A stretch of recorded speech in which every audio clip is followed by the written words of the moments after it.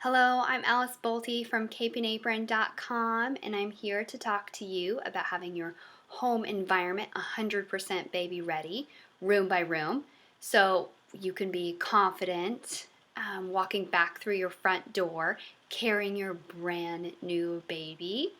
This is a three-part series. In part one, we covered everything to do with overcoming birth anxiety. In part two, we solved prenatal financial planning. And today we'll go over the final piece to do with overcoming prenatal anxiety and what's causing your biggest stressors right now. So let's dive into the last part of how we can solve this. And this has to do with having your home environment 100% baby ready.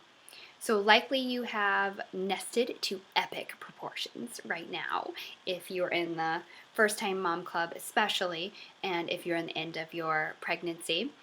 Or maybe your dreams are flooded with preparing for a baby checklist by checklist. If this is you, hear me out. Preparing for your newborn baby around the home does, in fact, end. And if you're diligent, you will come to a point where everything is done before the baby gets here. So, and I'm serious. And it will be amazing. I remember distinctly telling my husband that I was super anxious about having a baby. There's so much to do, I said, to get ready.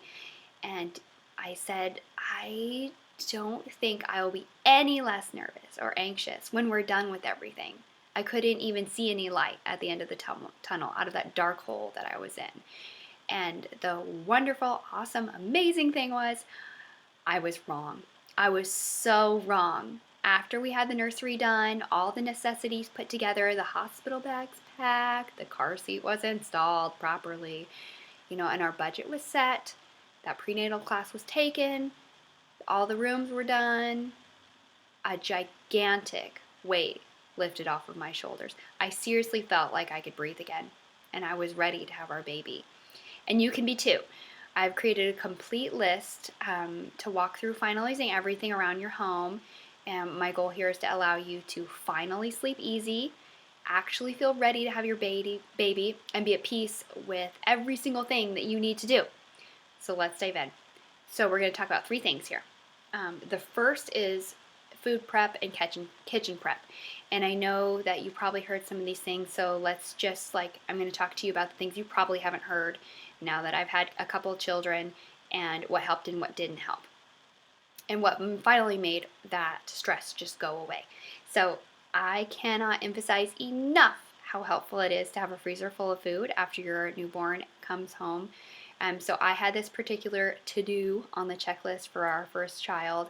It was like a month before my mom was going to fly in, or a week, and it was going to be perfect. But I went into labor on the plane before she even, I went into labor when she was on the plane, not me on the plane.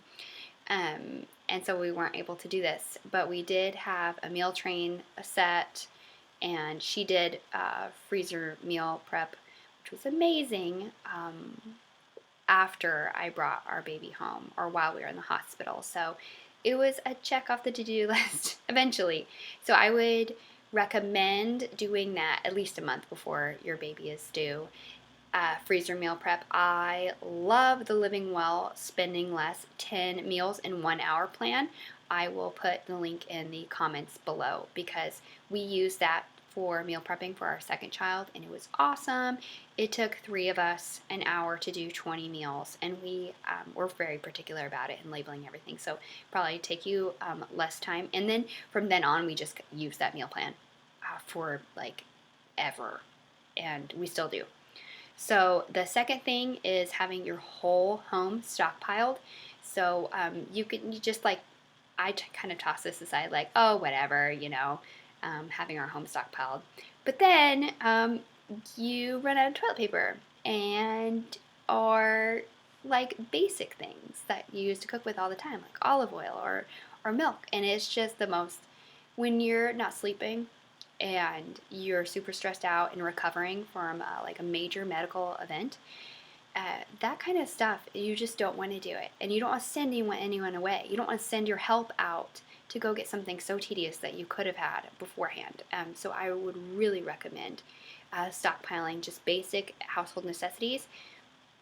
And I have this list along with the home and nursery checklist in a guide, the nursery and home checklist guide. And I will put a link also if you don't already have that in the comments or in the description below, because I really feel like that's essential. So some of the other things that you might want to stockpile that you might not think of. I know Amazon Prime's not like a stockpiling thing, but having it is really nice because you can get supplies, like emergency supplies, without leaving your house within like 24 hours or, whatever. And that was just amazing after we had our kids. And Instacart, if you've never used Instacart, if you're in like a major-ish city, it doesn't have to even be major if Instacart is around your area. Basically, people go grocery shopping for you. Look it up and just kind of have it on the side after you have your baby, because when I was pregnant, I did that, and after we had our babies, and it was just, awesome to have somebody go grab our groceries and come back. And it's like the whole grocery system is online. They partner with the grocery stores around you, and it is fabulous. Or you can do Grubhub or Uber Eats, or ask for like gift cards for those, and those are a little pricey. Or set up a meal train. It's like mealtrain.com. Our church set that up, and that was awesome. So the final thing that I'm going to go over that I feel like is the most vital thing is your postpartum survival kit, basically. So labor and delivery, is a lot of people, and me included, I was so anxious about labor and delivery. But postpartum lasts a lot longer, and it's really hard recovering. And so just having everything that you need when you come home. I have this terrible story of being out of like the basic essential healing things that I needed for postpartum recovery and healing afterward, and calling my husband while he's like searching his like the third drugstore trying to find Tux medical pads and Dermoplast, and he doesn't understand what they are, can't find them, like other people don't know what they are, and like they should have known. But it was awful, and I was really stressed out, and I had this newborn that I never have held a baby really, and I'm recovering and haven't been sleeping, and so just having that at home. And then I did actually end up getting an infection because I didn't have the supplies, and the recovery lasted longer and it was more painful. So just have it all at home there. Some of the things that you absolutely need in that are a good solid pad that you probably won't like, but like wingless is the best if you can find. I don't like the wings. And then, so I have all of this also in a post listed for you. And then, so I did 3 different pads. So like the heavy, and then as quickly as I could go down from that pad into something like medium, stay free, regular was my favorite. They're like a yellow cover. And then the last one was the Carefree, like the ones you like in high school that were really popular. Those little pads. They're not the liners. They're a little bit bigger. The package is pink. And then you need a Peri bottle. It's like Frigid Baby or whatever that brand is. I always say it wrong. They make an amazing Peri bottle. The one from the hospital sucks.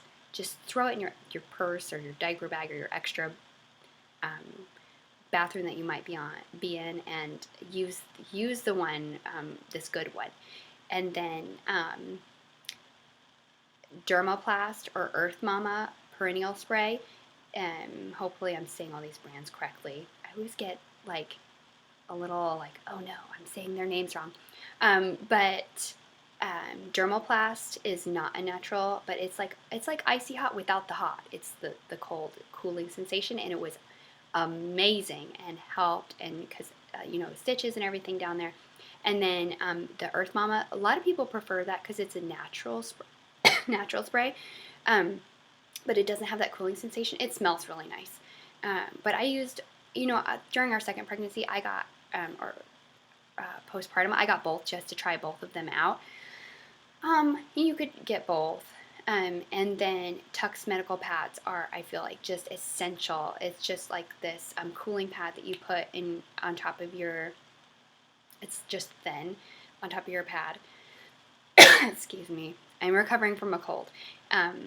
To help with healing and cooling down there. And that it's just, I feel like they're essential. And, you can buy just throwaway, what do they call them? Boys, women, boxer briefs or boy shorts, underwear. I like those for those pads. I don't like regular underwear. And yeah, I think that's about, I did the, in sitz bath too. You can do a sitz bath, just like these little things you put over the toilet, and they help. Just on the top, it's like a little bath with Epsom salt and medicated wipes. So I'll put a link for those kind of things. But the main things are the pads, underwear, your Dermoplast or Earth Mama perennial spray, your Peri bottle, and the Tuck's medical pads, and maybe I would do the medicated wipes too. So those are like the main things that you will need for your recovery to make sure it's smoother, and it doesn't hurt as bad, and you recover a lot quicker because you need to recover. Having a newborn, you just need to do that faster if you can. Take care of yourself first, even though that can be really hard because you have a screaming newborn, and then you are able to be healthy and centered enough to care for your newborn properly. So hope that helps, and I'll talk to you later.